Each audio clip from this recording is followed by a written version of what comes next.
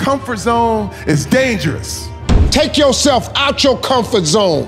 Get out of your comfort zone. Want success? Model the best.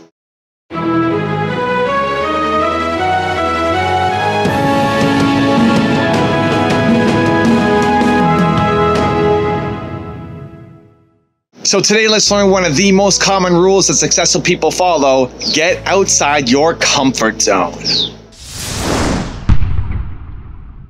The comfort zone is dangerous. When you're comfortable, you are at most danger. The comfort zone is somewhere you should never feel comfortable. You should be happy and dissatisfied. Anybody ever tell you, hey, look, you know what? Just be satisfied with what you got. Don't believe them. Get them away from you. Yeah, that's good. You should never be satisfied with what you got. Yeah. Because the attempt to get more makes you into something better all the time. Don't let anybody tell you, hey, man, you should just be happy with. No! You should double your business. Come on. Triple it. You need to be comfortable being uncomfortable. You need to get used to being uncomfortable. Human being, we don't like discomfort. You know how sometimes you sit for too long and then you're like, oh, I gotta change it. You are very, very comfortable until you get uncomfortable sitting for a long time, then you want to adjust, right? You want to move around.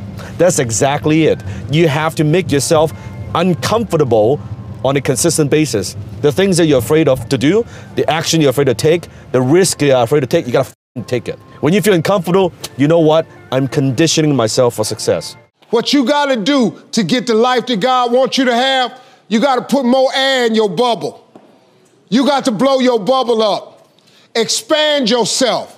Take yourself out your comfort zone. Do not live in your bubble. Put some more air in your bubble. If you stay in your comfort zone, that's where you will fail. You will fail in your comfort zone. Success is not a comfortable procedure. It is a very uncomfortable thing to attempt. So you got to get comfortable being uncomfortable if you ever want to be successful. Start putting some pressure on. Put some pressure on yourself. Get out here and get about it. Look, I'd love to sugarcoat this thing for you. I'd love to tell you, look, you can go out here and get rich, do a couple of things. That ain't happening. You got to get real doggish. You got to get downright funky if you want to make it. Now, like I was telling you before, if you want to be ordinary, you ain't even got to listen to me. Just go on about your business. If you think ordinary is cool, ain't no problem. It's some really, really wonderful ordinary people. But if you are sitting in this room and you have extraordinary aspirations, then you're going to have to do extra. You put extra on top of ordinary and you come up with extraordinary. It's no other way. I'm sorry, but here's the fact. All of you have extraordinary capabilities, all of you. You have to decide if you are willing to do the things to put you in that category. Rich people don't sleep 8 hours a day. That's a third of your life. It ain't but 24 hours in a day. You cannot be sleep 8 hours a day. You can't live in LA and wake up at 8 o'clock in the morning. It's 11 o'clock on the East Coast. The stock market been open 2 hours. They already making decisions about your life and your ass was asleep. Most of you have not attained material wealth because you've stayed in your comfort zone. Every family has an aunt, an uncle, a grandfather that went out and lost a family fortune, right? Uncle Harry, crazy Harry, he lost 20,000, 50,000, a million, whatever the number is. Well, that resonates in you, in your brain, your little pea brain. And then you hear another one. Your roommate in college, he's got an Uncle Harry. So pretty soon, the only input that you have is people losing their family fortune. That affects you, i.e., you then live within your comfort zone, i.e., you don't take risks. A turtle can only move forward when it sticks its head and its feet out. And when it sticks its head and its feet out, it's most vulnerable, right? Biggest risk. Most of you have lived a bubble-wrap life. Most of you have been risk-averse. Risk-averse to the extent there are people beyond my comprehension that get all the way through high school with never been screamed at, never been slapped, never been in a fight, never been reprimanded by their parents. And then look at them. Snowflakes. Snowflakes meaning they melt under pressure. And when I say the world is through, look at you.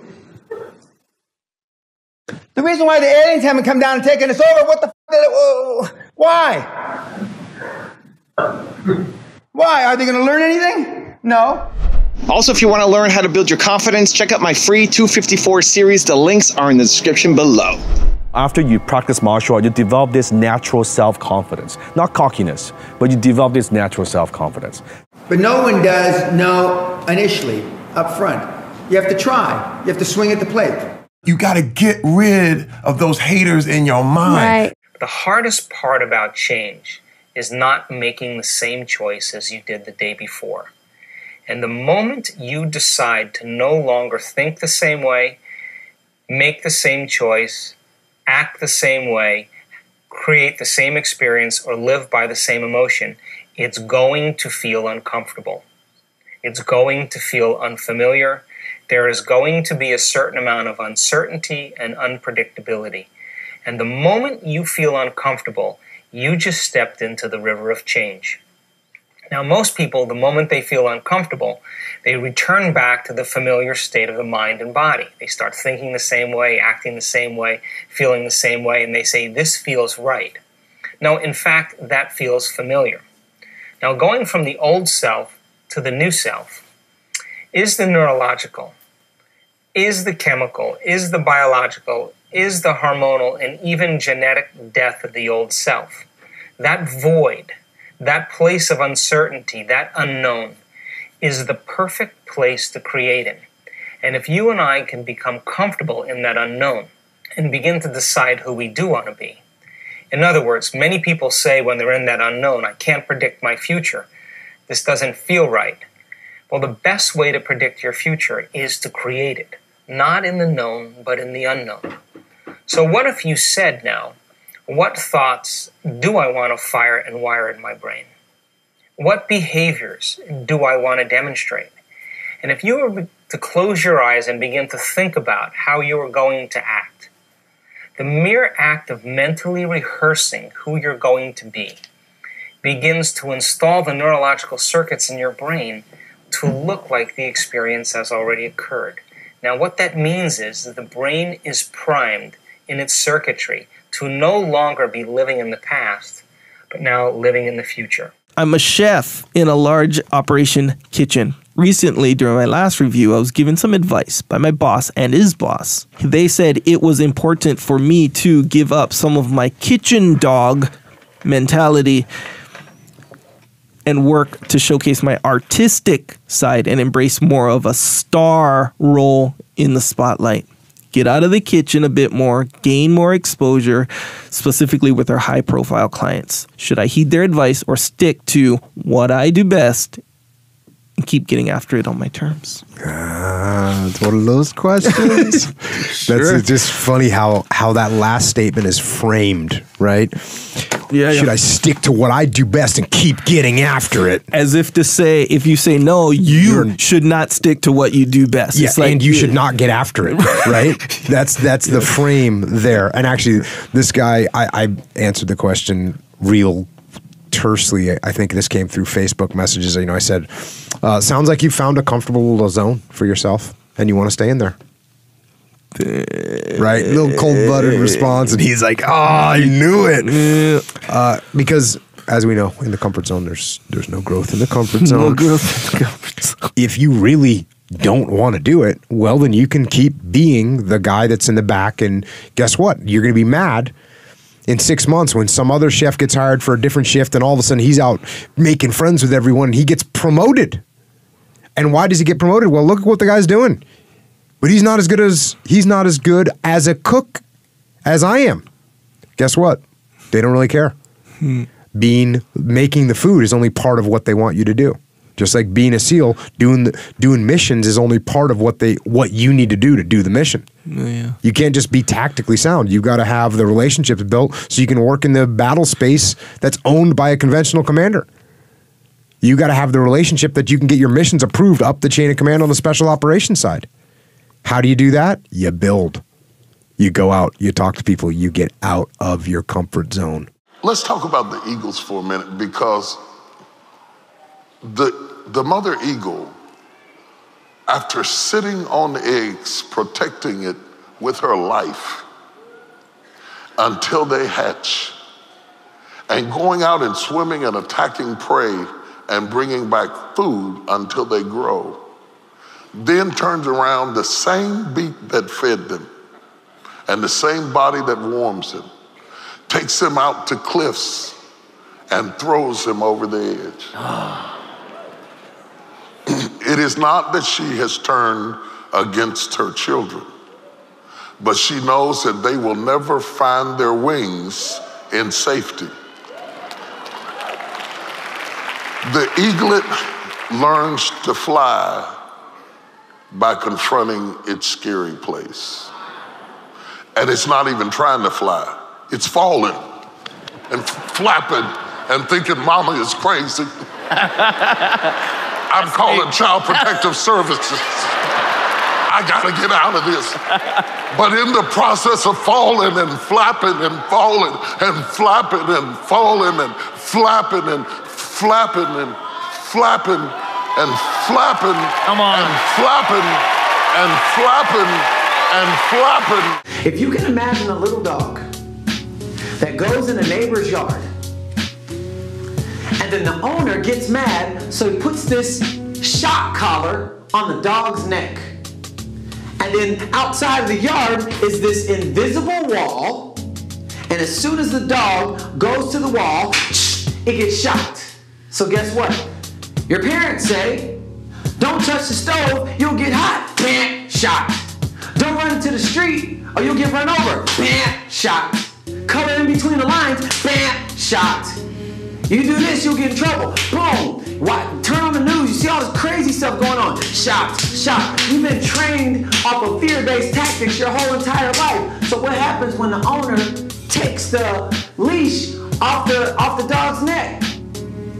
It's already built subconsciously in his mind. Anywhere I get close to going past comfort zone,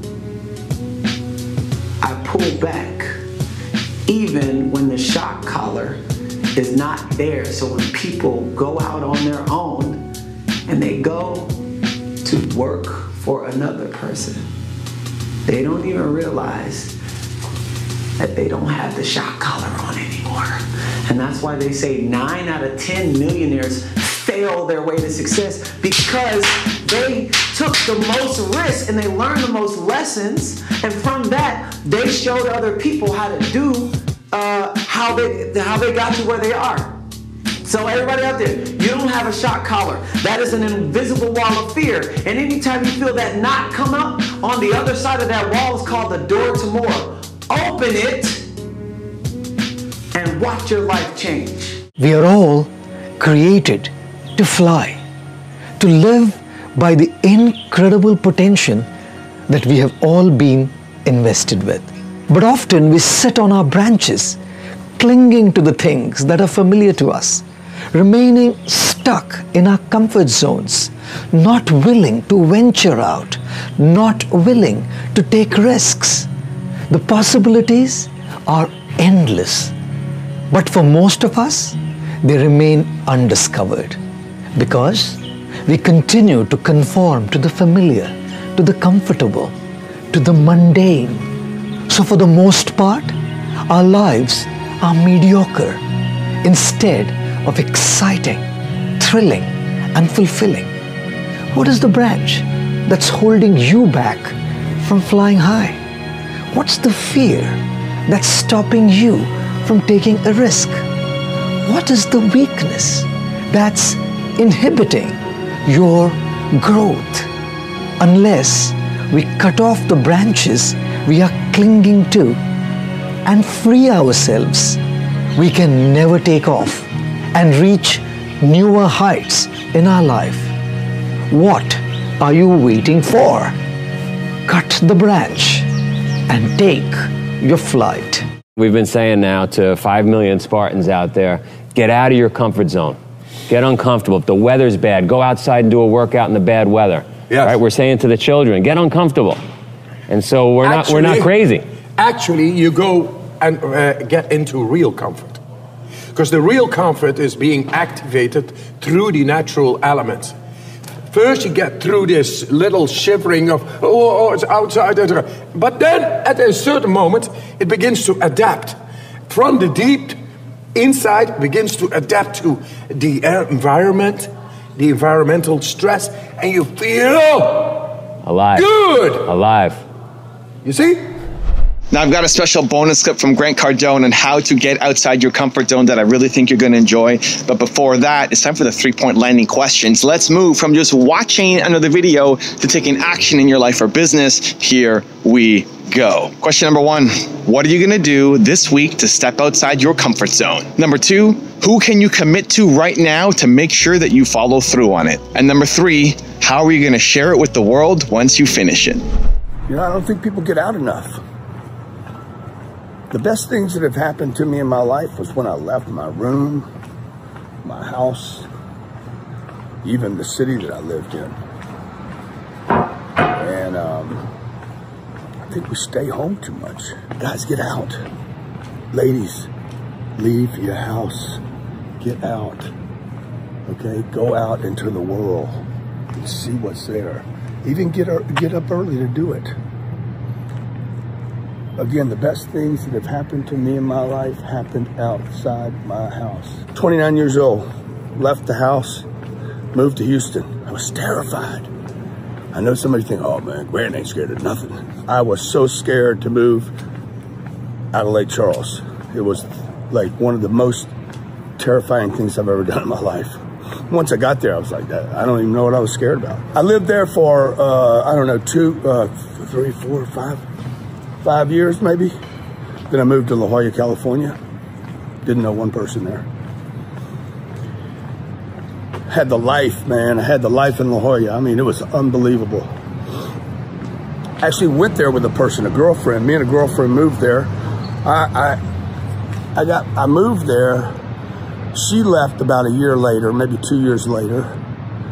I had the single man's life, if you know what I mean, in La Jolla. I had it made. I was loving life. And then I reached a point to where I'm like, I need to grow up now. I want a wife and I want kids. I'm on Grant Street. Look at that. I want a wife and kids. And I knew that person was not in La Jolla. I'm talking to you about moving. I'm talking to you about getting outside. I'm talking to you about leave, man. Why have you been in one spot so long? Or maybe one spot you've been in for 10 years now. You've moved once, okay? I left La Jolla and moved to Los Angeles, California. Just so you guys know, nobody goes from, how you doing, sir? Nobody moves from La Jolla and goes to LA. People go from LA to La Jolla. Have a great day, huh? And, say again? Oh, thanks a lot. Appreciate it. The guy's on my book. Now, you see, how would I meet that customer if I hadn't left the house this morning, the hotel? How would I do that? That's crazy, dude. Got to get out. Got to get out. Went to LA, lived in LA for, I don't know, 12 years. Had it made in LA. Had this unbelievable house, Lionel Richie's. I'm bragging. Don't get me wrong. I lived in Lionel Richie's house. Lionel wasn't there anymore, so it's my house now. I lived there and all the parties were at my house. It was 3/4 of an acre flat lot in the hills above the Sunset Strip. Doheny Drive in Oriole, freaking, I mean, spectacular place. We had our we had our 2 kids there in the house. All our friends had been there. We got married in that house. I mean, we were so connected to that house. It was unbelievable. Elena and I, when we first saw the house, it was 4 times my budget. And I'm like, we're buying that house. And you guys know how much I believe, how much I am against buying houses. We fell so in love in that house, in love with each other, in love with the house, in love with our kids there. in love with friends and parties and memories and decorations and antique furniture. We love that house. And then it reached a time where I'm like, I think we got to leave what we love. We were so comfortable there. Sure enough, 5 years ago, I got up and moved to Miami. We've been in Miami 5 years now. We travel all over the world. We're constantly moving. Continue to believe, and I'll see you there.